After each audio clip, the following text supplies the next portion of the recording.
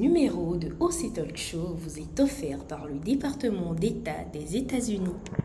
Bonsoir, très heureuse de vous retrouver encore ce soir. Bienvenue sur OC Talk Show et ce numéro spécial vous est offert par le département d'État des États-Unis. Et justement, le sujet dont on parle aujourd'hui, c'est l'impact des États-Unis sur le reste du monde. Je suis avec deux bénéficiaires des programmes YALI et IVLP, Monsieur Naum Honoré. Bonjour. Bonjour monsieur, et Madame Lise Degla. Je vais vous laisser vous présenter. Alors, moi, je suis Lise Degla. Je suis auteure, écrivaine, journaliste communicatrice et j'ai été bénéficiaire du programme YALI Dakar. D'accord. Alors, monsieur? Je suis Benjamin Honoré Naoum. Je suis journaliste, bénéficiaire du programme IVLP, Edouard Moreau Programme for Journalists, qui permet à un certain nombre de journalistes de bénéficier d'une opportunité pour aller aux États-Unis et voir un peu comment les choses se passent dans le métier, de l'autre côté, comment le journalisme est exercé. Donc, c'était en 2011. 2011. Oui. Est-ce que c'est un programme exclusivement réservé aux journalistes? Non, IVLP, je pense quand même que c'est un programme global. Élargi. Mais moi, spécifiquement, j'ai participé à un volet de ce programme-là qui est Edouard Moreau Programme for Journalists. D'accord. Donc, il y a des journalistes qui passent par ce canal-là pour aller aux États-Unis. Mais IVLP, je dirais que c'est un truc un peu global où certaines personnes sont identifiées et sélectionnées pour aller découvrir les États-Unis. D'accord. Alors, comment le choix a été fait? Il y a des centaines de journalistes au Bénin. Pourquoi on vous a choisi, vous? Bon, on m'a choisi peut-être pour ce que je fais. J'avoue que très vite, je suis rentré dans le métier. J'avais pensé à un programme que j'animais qui était donc pour décrypter l'actualité socio-politique et autres. Donc, je crois que c'est par ce biais que j'ai été identifié parce que j'ai pas déposé un dossier. Un jour seulement, j'ai reçu un coup de fil de l'ambassade. Quelqu'un m'a dit que bon, voilà, vous êtes sélectionné pour participer à un programme. Vous n'en saviez rien du tout? Je n'en savais rien du tout. Je crois qu'ils avaient même envoyé un courrier au niveau de ma chaîne de télé. Donc, j'ai même reçu le courrier après l'appel. Ah oui. Je ne sais pas ce qui s'est passé dans le temps, mais c'est un coup de fil comme ça. Je n'étais pas informé de quelque chose. Voilà. Et quelle a été votre réaction? Oh bon, dans le temps, je dirais que c'est une surprise agréable. Parce que quand on dit que tu as visité les États-Unis, tu n'avais pas fait ce programme-là. Donc, une chose est sûre, c'est un plaisir.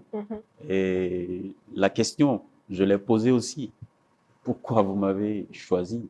Bon, la réponse, c'est ce qui m'a été donné. Compte tenu de ce que tu fais, on te suit, on voit quand même que si tu vas aux États-Unis pour découvrir mieux comment ça se fait là-bas, c'est sûr que tu vas impacter plus ta communauté. Voilà, globalement. D'accord. Alors, merci. Madame Lise Degla, vous avez participé au programme YALI Dakar. C'est quoi? Et est-ce que vous avez été aussi choisie ou vous avez postulé? Alors, pour le programme YALI Dakar, déjà, j'explique un peu ce que c'est que YALI Dakar. C'est le Young African Leadership Initiative. C'est pour tous les jeunes Africains qui ont des projets, qui sont en cours d'idéation ou qui sont déjà à un certain niveau et qui intéressent en fait le gouvernement américain. Et le gouvernement américain sélectionne ces jeunes-là parmi quand même un certain nombre de jeunes afin de les accompagner à pouvoir mieux mettre en œuvre leurs projets une fois revenus au pays. Et moi, pour le programme YALI Dakar, j'ai eu à postuler. J'ai postulé en 2019. Donc, j'étais à Dakar en 2019. Et il faut dire que ce programme regroupe un certain nombre de pays africains, des pays francophones, des pays anglophones, également des pays de l'Afrique lusophone. Donc, c'était un rassemblement d'environ 16 pays. Voilà. Alors, vous aviez postulé combien de fois? Alors, je pense que c'était la deuxième fois que je postulais.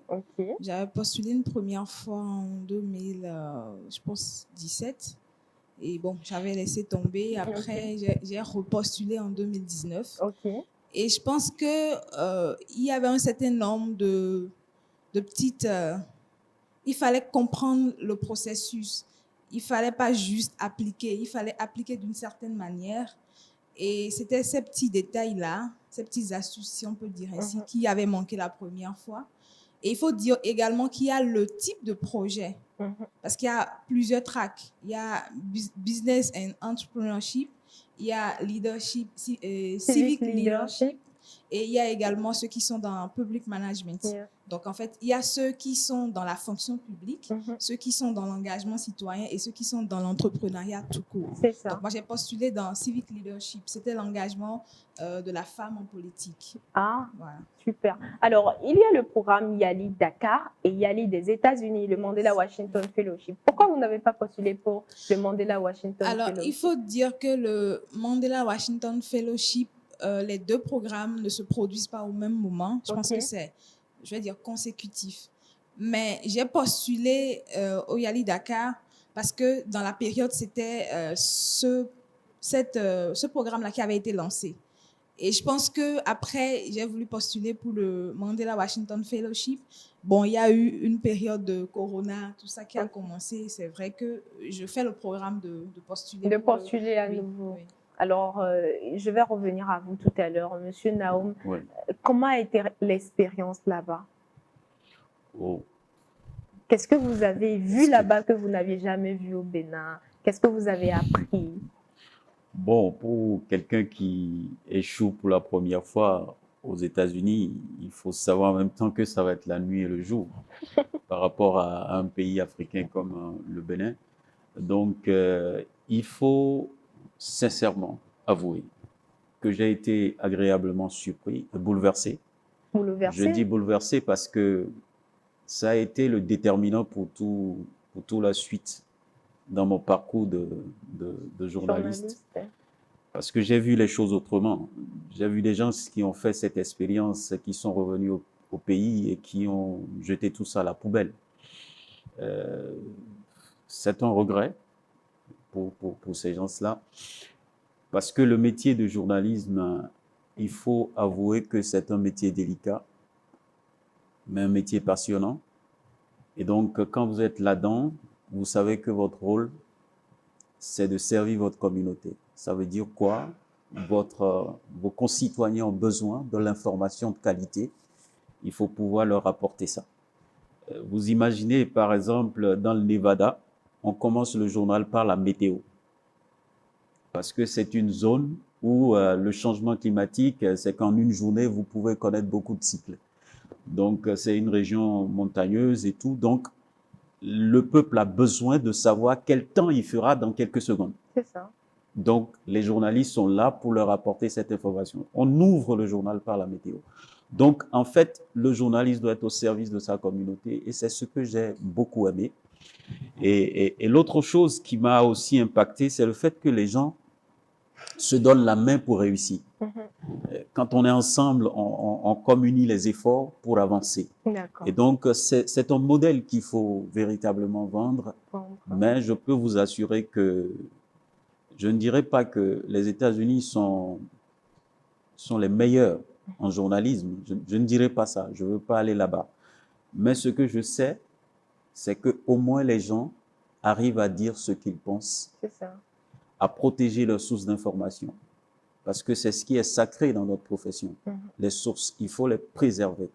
Et un journaliste peut aller en prison parce qu'il a choisi d'aller en prison pour préserver sa source d'information.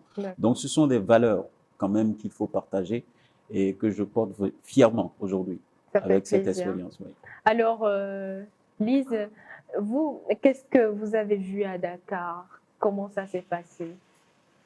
Alors déjà, là-bas, ce que j'ai le plus apprécié, c'était le brassage culturel. Parce que, comme je disais, on se retrouvait quand même à être, je pense, une centaine de sélectionnés et on venait de 16 pays différents. Donc, vous imaginez un peu, il y avait des Camerounais, des Togolais, des Ivoiriens, des Cap-Verdiens. Il y avait un brassage qui permettait de voir un peu comment les choses se passaient ailleurs. Et surtout, il faut dire qu'on nous a déjà même, dans le séjour, on nous a mis de sorte à ce qu'on soit obligé de se mettre avec quelqu'un de notre pays.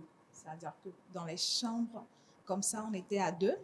Et je vais dire, ma coloc, à moi, elle était du Burkina. Et c'était une expérience enrichissante dans ce sens que ça nous a permis, autant que nous étions, de pouvoir apprendre de la culture des autres. Et également les réalités dans les différents pays. De pouvoir se rendre compte qu'on avait quand même en partage ces réalités-là sur lesquelles on cherchait en fait des solutions, des défis pour lesquels on cherchait des solutions. Et les idées venaient de partout et ça permettait d'enrichir.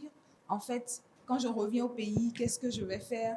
Les idées étaient enrichissantes. Mais justement, quand vous êtes revenu au pays, qu'est-ce qui a changé dans votre travail? Alors, qu'est-ce qui a changé à mon niveau personnellement? J'avoue que c'est vrai que j'étais motivée à m'engager en politique et surtout à emmener d'autres femmes à s'engager en politique. Mais je n'avais pas fait le pas parce que les préjugés, vous savez, un peu voilà. Donc, quand tu es une femme, quand tu t'engages en politique, c'est que forcément, il y a ci, il y a ça. Mais quand je suis revenue, j'ai vraiment commencé à faire des démarches pour d'abord moi-même, parce que pour emmener les gens à faire, il faut faire. Donc, j'ai fait les démarches et aujourd'hui, moi-même, je suis militante dans un parti politique. Wow. Ça s'applaudit ou pas?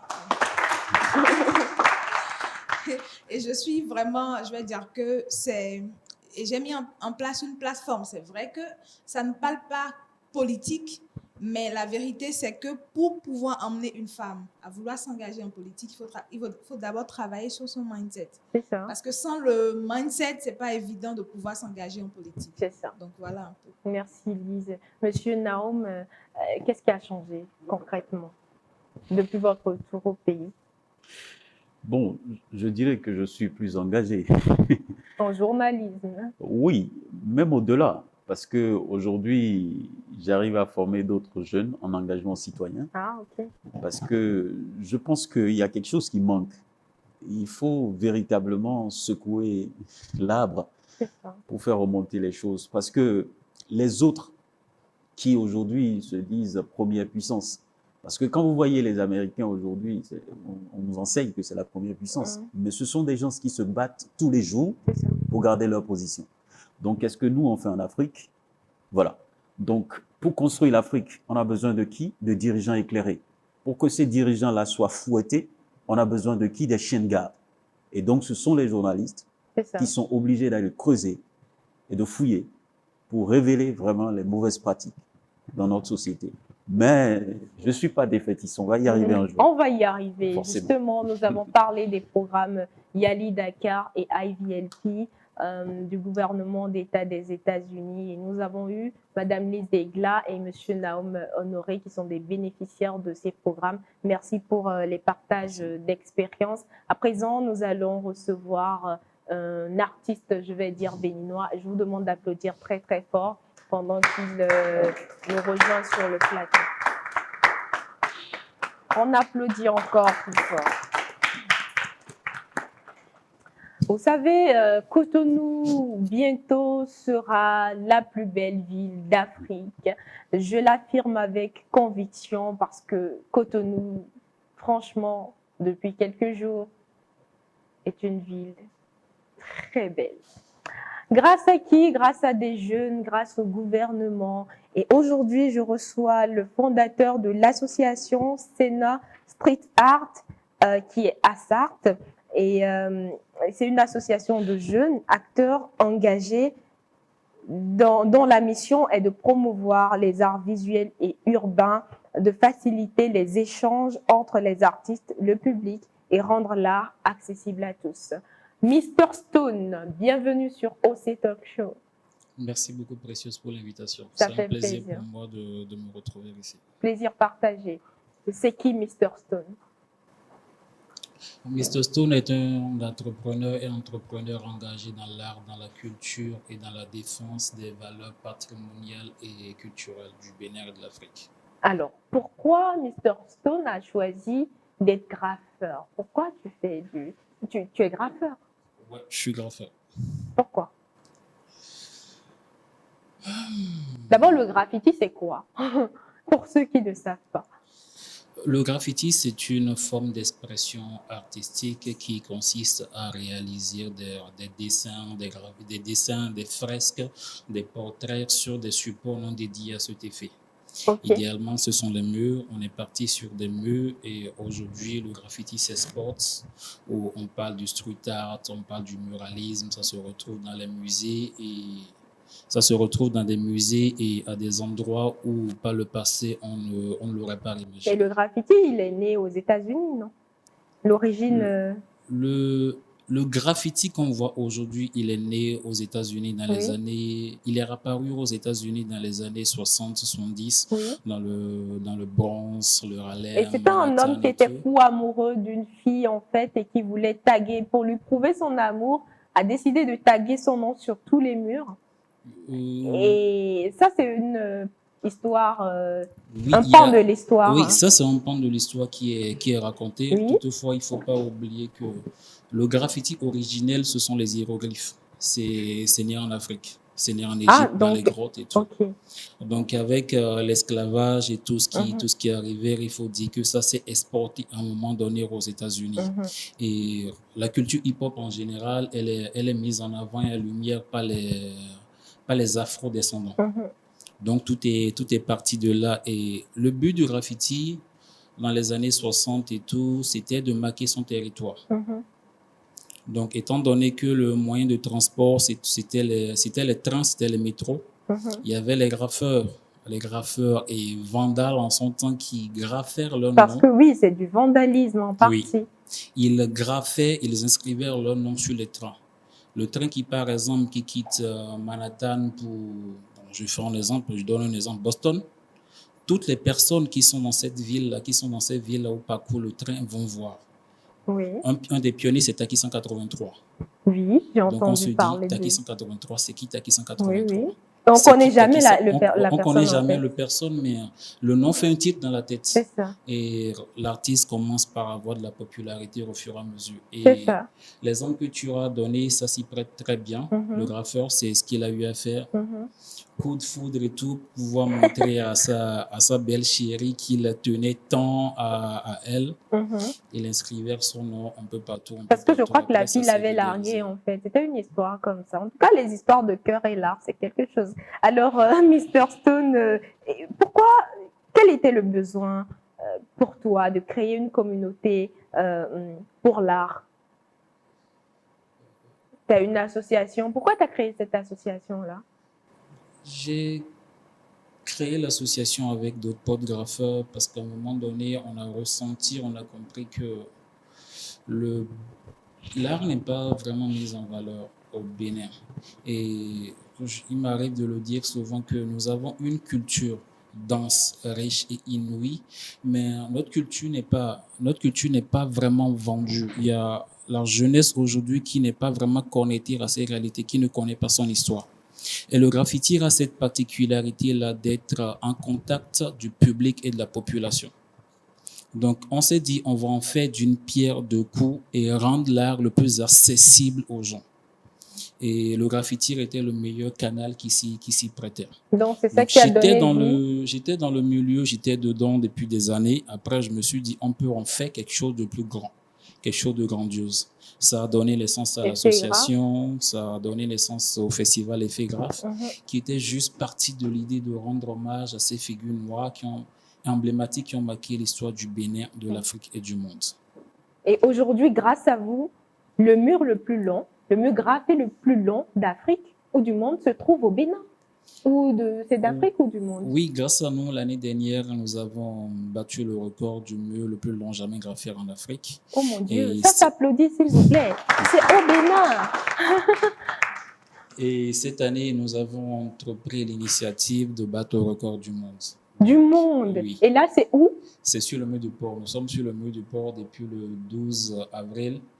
On était censé terminer la première partie du mur le 11 mai, mais on continue. Donc, on sera là tout le mois de juin et certainement aussi en juillet aussi. Waouh, ça s'applaudit encore. Et vous savez, vous avez réussi comment dire, vous avez réussi à fédérer plusieurs générations autour de cette initiative-là? Les enfants vont regarder, les vieux vont regarder, les ados vont regarder. Comment avez-vous réussi à faire ça? Vous avez même séduit le chef de l'État qui soutient votre initiative. Comment ça s'est fait? Par la détermination, par le travail et surtout par la vision qui était derrière. La vision, c'était que chaque fils et fille du pays soit connecté à son histoire, à sa culture, à ses valeurs, pouvoir s'identifier. Parce qu'il y a ce problème-là qui, entre guillemets, se posait. Donc, tout est parti de là. Et étant donné que chacun arrive à s'identifier dans les œuvres, le message est passé plus facilement. Au point où aujourd'hui, il y a la Fondation Claudine Talon qui nous accompagne. Ah oui. La Fondation Claudine Talon qui est la structure qui accompagne, qui a œuvré pour l'organisation de cette 8e édition. Il y a le chef de l'État qui, heureusement aussi, a été séduit par le festival. C'est normal, hein, si la Fondation Claudine Talon soutient, le chef de l'État aussi soutient, non? Oh oui. Alors, qu'est-ce qui guide vos choix? Parce que sur les murs, on voit Angélique Kidjo, on voit Sabouran, on voit les Egungun du Bénin, on voit un peu de tout. Qu'est-ce qui motive vos choix? Par exemple, vous vous dites, OK, on choisit tel personnage, pourquoi? Comment ça se fait? Pourquoi pas Précieuse Nadi sur le mur? Pourquoi pas Vital Dovi? Pourquoi pas, je sais pas, pourquoi pas toi-même? Pour répondre à ta question, c'est beaucoup plus pour dire, le festival réunit chaque année des artistes qui viennent de différents pays, des 4 coins du globe. Donc, on émet une idée générale, il y a un thème, nous on travaille par rapport, on met une direction artistique, il y a une démarche artistique qui est remise sur pied, qu'on soumet aux artistes. Okay. Après, les artistes s'approprient la thématique. Après s'être approprié la thématique, ils font des propositions. Okay. En s'inspirant de la culture et des figures emblématiques des personnes qui inspirent. Parmi ces personnes, il y a eu Angélique Kidjo, Maman Angélique Kidjo, il y a Sadboura Danielo, il y a le général Mathieu Kéréko, il y a le feu Oscar Kidjo. C'est ça. Donc, et au-delà de ces aînés, il y a aussi la jeune génération. En 2019, par exemple, nous avons rendu hommage à Feu Nabil Kunom, le photographe, oui. Père à son âme. Nous avons rendu hommage, par exemple, à son nom m'échappe, la jeune rouleur. Raoudat Demba Diallo. Raoudat Diallo. Nous avons rendu hommage à Kenneth Yannick, par exemple. C'était des jeunes qui inspiraient. Précieuse Nadi vous inspire un peu? Précieuse Nadi nous inspire beaucoup et certainement dans les prochains mois, prochaines années, quelque chose va se faire. Oh, écoutez ce que Mr. Stone est en train de dire. Ça s'applaudit très fort ou pas? Alors, merci Mr. Stone. C'était de base une blague, mais ça ne l'est plus. Maintenant que c'est dit officiellement, l'art représente quoi pour toi? L'art aujourd'hui, il a une place de choix. Je suis parti par passion. J'ai fait des études en statistique. Ah oui? Donc, oui.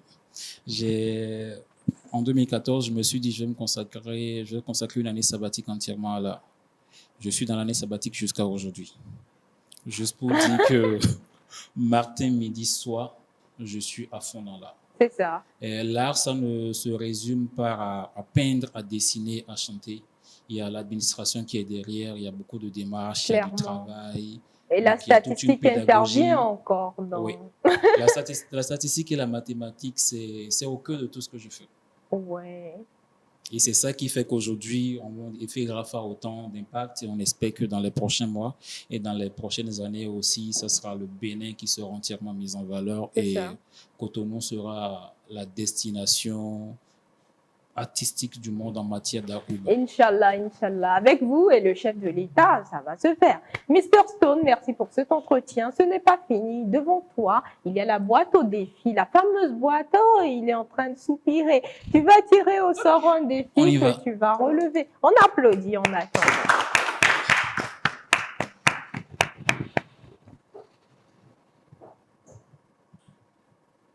Ça dit quoi?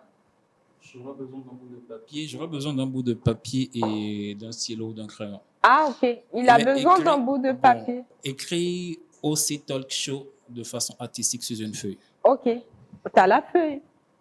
On applaudit pendant qu'il est en train d'écrire au C Talk Show. Tu peux être en train de nous parler. Vous pouvez être en train de lui poser des questions. Ou bien on n'écrit pas, on ne dessine pas en parlant. Je suis multitâche. Posez-lui les questions. Allez-y. Vous avez dit tout à l'heure que vous avez fait des études en statistique et vous êtes parti par passion. Quelle était alors la réaction des parents par rapport à ça? Merci. En 1 minute, Stone. En 1 minute. En parlant et en dessinant. Oui. Oh, quelqu'un lui tient le micro, s'il vous plaît. Il ne peut pas faire les deux à la fois. Ok, on va le laisser dessiner. Vas-y, Ouais. Je Stone. peux répondre à la question vite fait, après je continue. Non, dessine. Vous m'accordez quelques secondes. Ouais. Là, il est en train d'écrire au C Talk Show de façon artistique. Il est en train de taguer. Hein. C'est déjà magnifique de toute façon. Vous voyez qu'il y a les maths, non? Il y a les maths, Il y a les angles, c'est vrai. les diagonales, C'est vrai. Il y a les demi-cercles. la demi-sec, voilà. Il est concentré. Waouh, c'est magnifique. Ah bon, donc je mérite tous tes cadeaux là. Je tire vite les conclusions. Et c'est regardez ce qu'il fait, c'est très beau ce truc-là. Waouh. Ça s'apprend Ça s'apprend comme ça se développe. et je peux apprendre ça aussi? Toute personne peut. D'accord. Donc, Mr. Stone, on va juste montrer le début, la première. D'accord. Alors, il a fini. On peut zoomer? Ça se voit? Vous avez vu? Oui. OC Talk. Merci Merci. encore une fois d'avoir accepté mon invitation. Merci pour tout ce que tu fais pour le Bénin. On va répondre à toutes tes questions en off. Nous sommes à la fin de OC Talk Show. Merci, Monsieur Naom. Merci. Merci le public pour l'attention. Merci à vous à la maison de nous avoir suivis. Et merci à Zalaï Hotel pour ce magnifique cadre et à l'ambassade des États-Unis près le Bénin qui nous a offert ce numéro de OC Talk Show. Si vous avez des messages à nous laisser, écrivez-nous par WhatsApp au 61 78 78 74. On applaudit.